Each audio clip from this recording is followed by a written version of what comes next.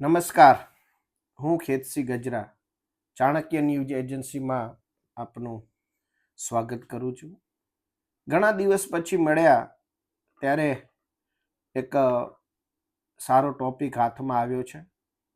તો આપણે આ ટોપિકને માનનીય રાજ્ય સરકાર સુધી પહોંચાડીએ એના એક પ્રયાસ રૂપે, એક પ્રયત્ન રૂપે આ વિડીયો બનાવી રહ્યો છું. વાત છે 30 નવેમ્બર 2025. સ્થળ છે ઉજ્જૈન મહાકાલ, જ્યાં બિરાજમાન છે. ત્યાં સમૂહ લગ્નોત્સવનું આયોજન કરવામાં આવ્યું હતું. આમ સામાન્ય રીતે બધી જગ્યાએ સમૂહ લગ્ન થતા હોય છે. એમાં કોઈ ઉજ્જૈનમાં પણ સમૂહ લગ્નનું આયોજન કરવામાં આવ્યું. કોઈ ભારતીય પરંપરા માટે કોઈ મોટી વાત નથી, પણ એ સમૂહ લગ્નોત્સવની અંદર મધ્યપ્રદેશના માનનીય મુખ્યમંત્રી શ્રી ડોક્ટર મોહન યાદવ સાહેબે પોતાના પુત્ર ડોક્ટર અભિમન્યુ યાદવના લગ્ન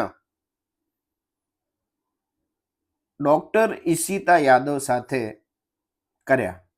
સામાન્ય પરંપરા, કોઈ જ જાક જમાડ નહીં, કોઈ કરોડોના ખર્ચા નહીં, કોઈ જાતનો આડંબર નહીં. પોતે પણ એ વખતે ભૂલી ગયા કે રાજ્યના સીએમ છે. એક સામાન્ય જે રીતે દીકરાના પિતા તરીકેની જે ભૂમિકા હોય એ ભૂમિકા જ એમણે અદા કરી. એક એના સોશિયલ મીડિયા ઉપર ઘણું બધું એમનું વહેતું પણ થયું છે.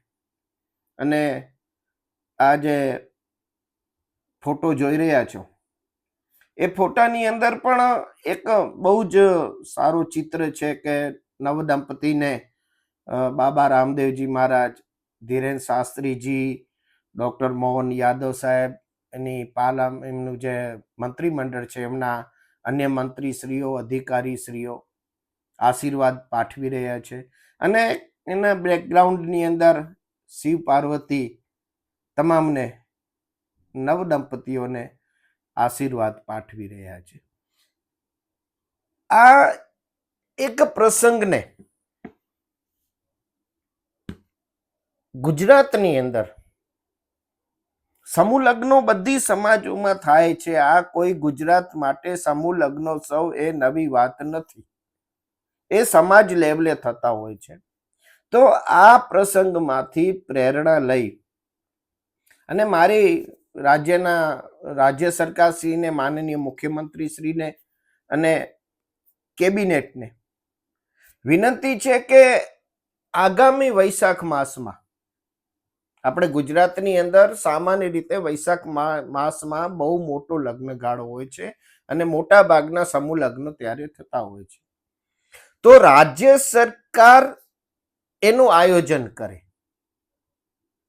એ કલેક્ટર શ્રીનું જે તે જિલ્લાની અંદર કોઈ પણ માની લો કે હિન્દુ સમાજના સાર્વજનિક સમૂહ લગ્નોત્સવ થયા, તો એના જે તે કન્વીનર હોય, કલેક્ટર હોય કે અન્ય એમના પ્રભારી મંત્રી હોય કે જે રાજ્ય સરકાર નક્કી કરે તે, તો એક વિશાળ બહુ મોટી સંખ્યામાં લગ્નોત્સવ થશે.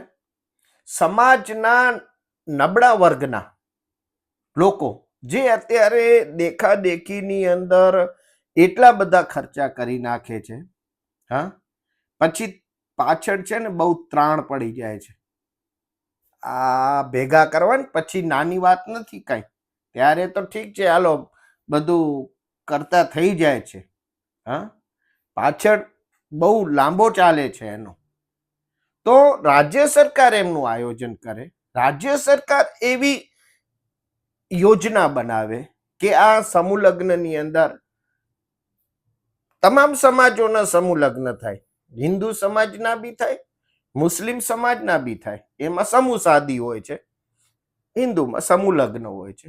એનું આયોજન રાજ્ય સરકાર કરે. એના મંડપ, એના ડેકોરેશન, એના ગાવાવાળા, એના વગાડવાવાળા, અને આખા રાજ્યની અંદર એક જ દિવસે સમૂહ લગ્ન થાય અને એનું આયોજન એ પ્રકારનું થાય કે મોટામાં મોટા જે પંડિત હોય એ એક જ જગ્યાએથી એ મંત્રોચ્ચાર કરતા હોય અને આખા રાજ્યની અંદર એ મંત્રોચ્ચાર સંભળાતો હોય અને એ પ્રમાણે જે સ્થાનિકના જે બ્રાહ્મણો હોય, કર્મકાંડી બ્રાહ્મણો, એ લગ્ન વિધિ કરાવે.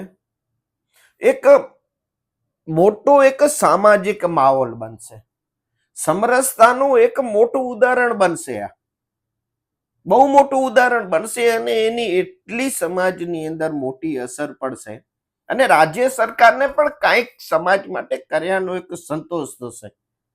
કરોડો રૂપિયા રાજ્ય સરકાર માટે વાપરવા, એને કઈ રીતે એનું ફંડ કરવું એ એના ફાઇનાન્સ ડિપાર્ટમેન્ટનો વિષય છે, પણ આ એક કરવા જેવી પ્રક્રિયા છે, કરવા જેવું એક પ્લેટફોર્મ છે. આવા જ્યારે રાજ્ય સરકાર આયોજન કરે ત્યારે સ્વાભાવિક છે કે એમને દાતાઓ પણ મળી જાય, એમને કન્યાદાન માટેના પણ દાતાઓ મળી જાય અને સારામાં સારું કન્યાદાન એ ઉદ્યોગપતિઓ હોય, એ જિલ્લાના મોટા ઉદ્યોગ ઘરાનાઓ હોય, મોટી કંપનીઓ હોય, CSR ફંડ જે આવે છે કંપનીઓનો, એ પણ આની અંદર ડાયવર્ટ કરી અને સમાજને આપણે એક નવો માર્ગ ગુજરાતની રાજ્ય સરકાર ચીંધી શકે. ફરીથી સમૂહ લગ્ન વિશેની વાત કરું તો એક આ થાય ન થાય અને મારી વાત રાજ્ય સરકાર સુધી પહોંચે ન પહોંચે એની મને ખબર નથી, પણ મને લાગ્યું કે આ ખરેખર આ મુદ્દો મૂકવા જેવો છે અને આ તો સોશિયલ મીડિયાનો જમાનો છે, વહેતી વહેતી વાત કેબિનેટ સુધી પહોંચી જાય તો એક આગામી સમયમાં, હજી આપણી પાસે સમય છે, વૈશાખ મહિનો છે, હજી તો માગસર ચાલે છે, તો એના માટેનું એક મોટું આયોજન થઈ શકે. અને જ્યારે ગાવા અને વગાડવા વાળાની વાત આવી ત્યારે ગુજરાતના જે નામાંકિત કલાકારો એક જ જગ્યા ઉપર બેસી અને એ લગ્ન ગીતો ગાતા હોય, એ ફટાણા દેતા હોય, એ જેને કહેવાય કે જબરજસ્ત માહોલ બન્યો હોય, રાજ્યના અને દેશના સાધુ સંતોના આશીર્વાદ એની અંદર પ્રાપ્ત થતા હોય, દેશના અને રાજ્યના ટોચના ઉદ્યોગપતિઓ, વેપારીઓ, મોટા મોટા જેને કહેવાય કે ઉદ્યોગ ઘરાનાઓ એની અંદર ભાગ લેતા હો, ત્યારે જે એક એ માહોલ બનશે, એ માહોલ એક અદ્ભુત હશે. એની પરિકલ્પના આપણે અત્યારથી કરી શકીએ. તો મારી માનનીય મુખ્યમંત્રી શ્રી અને કેબિનેટ મિનિસ્ટર આપણા નાયબ મુખ્યમંત્રી શ્રી હર્ષ સંઘવી સાહેબને અને અન્ય મંત્રીશ્રીઓને પણ વિનંતી છે કે આપના સુધી આ વાત પહોંચે તો આપ એની કેબિનેટમાં ચર્ચા કરશો તો આ ગુજરાતની જનતા માટે 7 કરોડ જનતા માટે એક મોટું ઉપહાર ગણાશે. એમની એક સમાજની એક સામાજિક દાયિત્વ નિભાવવાની જે સરકારશ્રીની જવાબદારી છે એમાં એક પગથિયું ગણાશે. જય કચ્છ, જય ગુજરાત, જય હિન્દ.